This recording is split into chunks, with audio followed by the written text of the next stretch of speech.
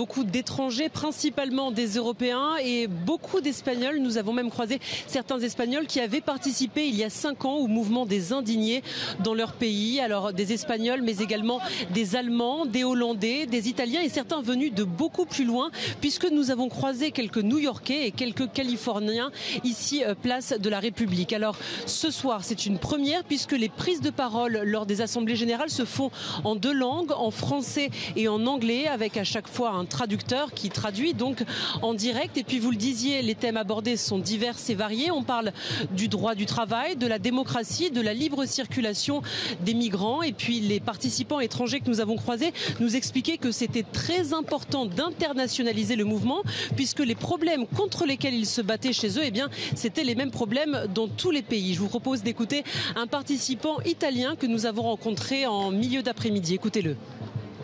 Nuit debout, ça a été un moment surtout français qui a obtenu beaucoup de solidarité mais qui est un pays de gens seulement en France à ce moment. On considère que les luttes, les choses contre lesquelles on lutte, ce n'est pas des politiques seulement français, mais ce sont des aspects français, des luttes globales. L'objectif de la venue de participants étrangers, c'est bien sûr de mondialiser le mouvement Nuit debout, mais aussi de préparer la journée du 15 mai prochain où plusieurs actions seront menées dans plusieurs villes du monde entier.